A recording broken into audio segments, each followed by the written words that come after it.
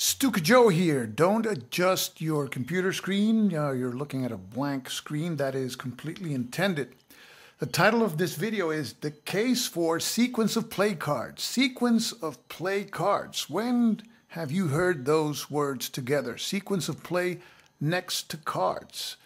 Probably never. Now, I'm going to make the case for sequence of play cards. I'm not the inventor of sequence of play cards. I actually Googled the term, and there is a gentleman that made sequence of play cards for Hornet Leader in 2012, and his name is Rod Aguirre, and you can find those at Board Game Geek. I've been using sequence of play cards for various games. I did a playthrough of the Crete 1941 Operation Mercury game, magazine game published by Decision Games, and I used sequence of play cards, and they actually helped me enjoy the game. That's a game with 19 distinct phases, no player aid cards because it's a magazine game.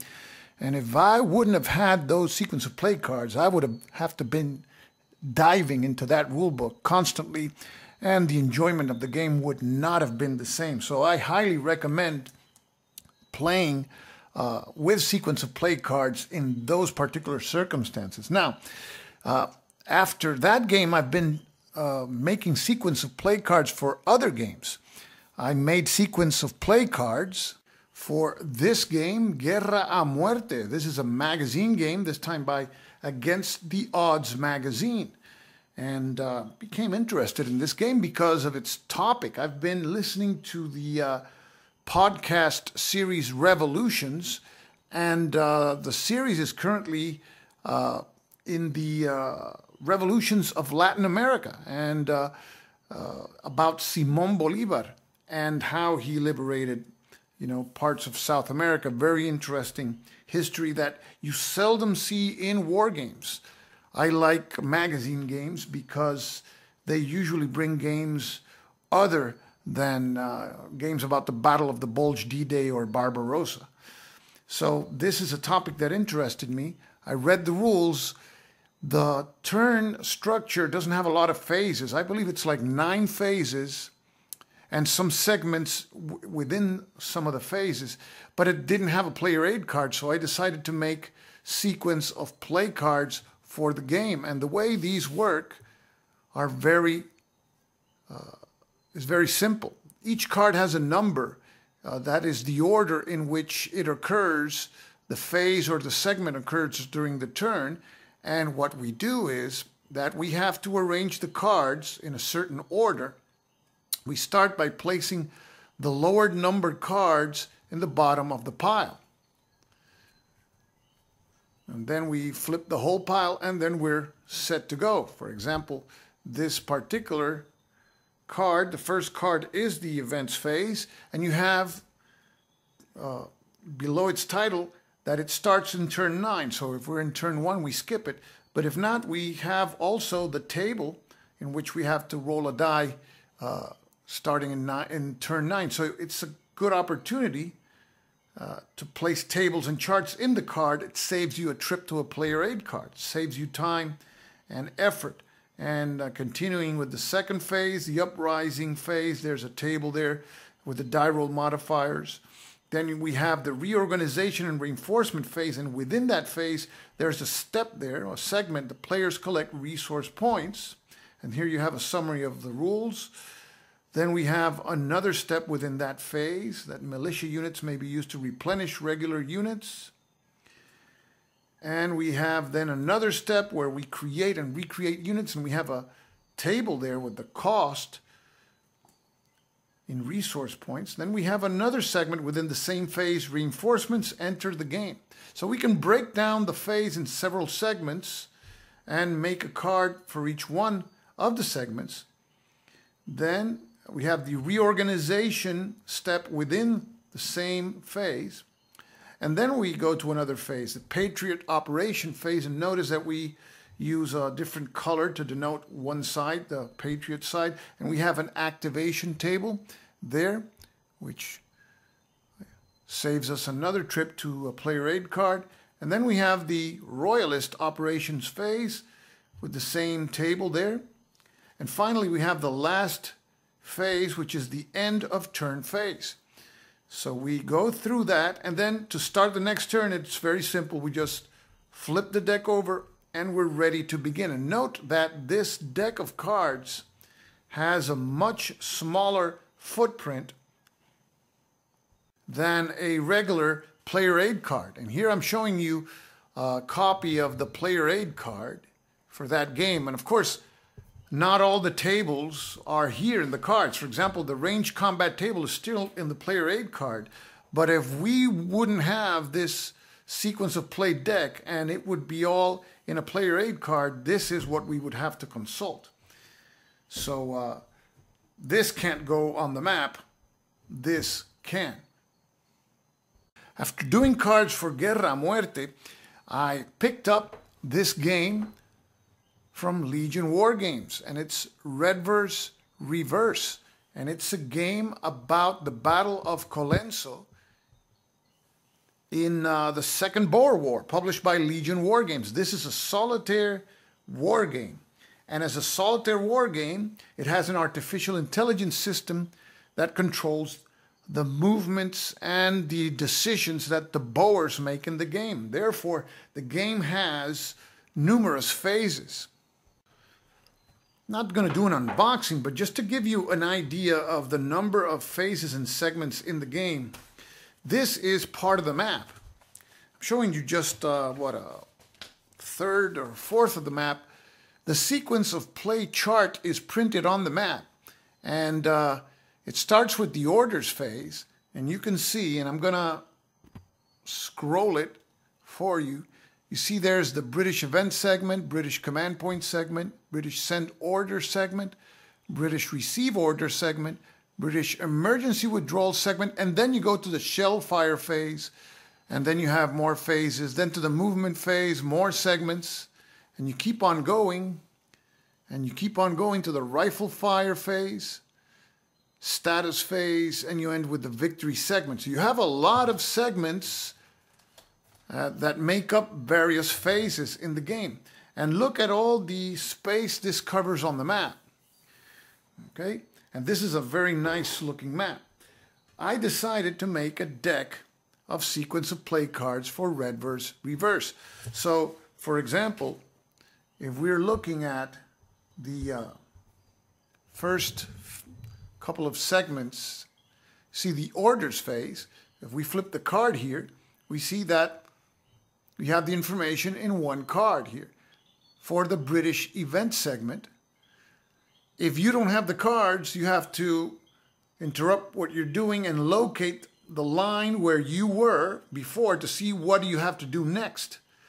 So when you're using a player aid card, and this is the equivalent, it takes some time to locate the line or the space where you are. With sequence of play cards, the only thing you have to do actually is just flip the card and you are in this phase. And if you have to do anything on the map, you know that you are in this phase. So the cards serve also as a reminder of where you are specifically. And we have the cards color-coded by the British are in red and actions that the British have to do. We have if-then statements. If there is something that may happen, you see it is highlighted in yellow. And if that condition applies, then you keep on reading. See, here you have various if-then statements. It's denoted by the yellow highlighting. We have more segments that the British perform. See, now we have a segment in brown. The Boers performed this segment. Another Boer segment, and here we have a table. If you wouldn't have this card, you would have to pull out the player aid card and roll on that table over there. So this saves you time. Here we go back to another British segment. We're in card 9, another British segment. And you see, it's not a lot of reading, and after a while you become familiar, so you move a lot quicker. Another Boer segment, Boer event segment, and here we have Boer movement segment, and these are the rules to move the Boers summarized. British rifle fire segment, 13, 14 British recovery segment, 15 Boer rifle fire segment, 16 Boer shaken segment, and 17 the victory segment. And we have some if-then situations. So it tells us here to move the game turn marker, place the Boer guns misfire or British gun ammo shortage marker in the shell firebox, and then we go to the British event segment. How do we do that? We just flip the cards and we start again. So it's very simple. They're always in order. These are cards that are not meant to be shuffled. So this is the sequence of play cards I made for Red vs. Reverse. I still haven't played this game, but I'm looking forward to do so. It's a solitaire game, and I'm very interested in learning about this campaign. And I'm sure that it's going to be a lot easier to play with the cards than without them. If you've been following my channel for the last couple of years, you probably know that about 2 years ago, I did playthrough videos on this game, which is one of my favorite games, RAF, The Battle of Britain 1940, published by Decision Games. The original version was published by West End Games, and this is designed by John Butterfield. And there's 3 games in this package, a 2-player version, and there are 2 solitaire versions.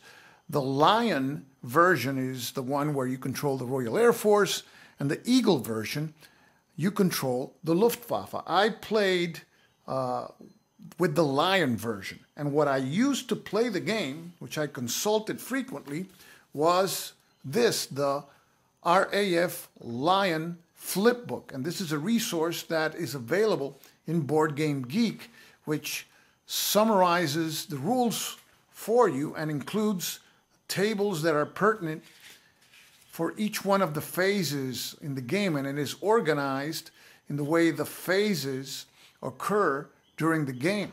So this is a very helpful tool, and it has some pages, but it's a flip book, and it has about, I guess, 12 to 15 pages.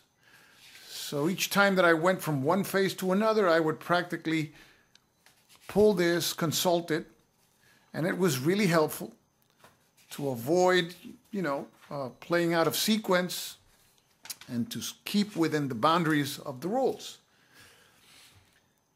Now, if I wouldn't have had the flip book, I would have had to use this sequence of play outline that comes with the game. And you can see there that the only information you have is the name of the phase, the name of the segment, and you have some scant information in italics there. Not a lot of information. I mean, the flip book guides you through the game. This obviously is just an 11 by 8.5 inch player aid, and you see the information that is here. There's a lot of phases and a lot of segments, but very little information for each. So I recently made sequence of play cards for both versions, and they are available at BGG at the file section for RAF. Here there's a printout of the Lion version. We see the backs of the cards tell you by color coding the phase in which the card pertains to. Here we see the daily planning phase, which is the first phase of the turn. And in the first phase, we have the first card, the first step, German Night Raid Planning. And this is optional. So if you're not using the night rules, you just skip this card. Then you go to the German Strategy Draw card, and you see a table there. So that saves you a trip to a player aid card. Raid Target Selection is the next segment, Bomber Assignment, and we have another table there. German Fighter Assignment. Then another segment of the night rules, Night Patrol Assignment. And continuing with these cards, we still are in the initial phase, Repair, and you skip this one in the first day. Then the time of day and weather forecast. We have the weather table there. And then we go to the raids face. And the backs of the cards, that is red, as well as here. And we have more phases, segments of that phase: British detection, raid, rendezvous check, British raid response, and you have the rules summarized there. So this is a happy medium between the scant sequence of play outline and the wordy flip book. And the idea is for the information and bullets to prompt the player to know what to do. Here you have various if-then statements as to hunter interception, raid approach event, then the hunter attack, it tells you how to perform that, then the raid target event, then we have squadron interception, and there's a little table there that says the priority in which the group are attacked, and squadron attack. And we're still in the raid phase. Last card there was step 18.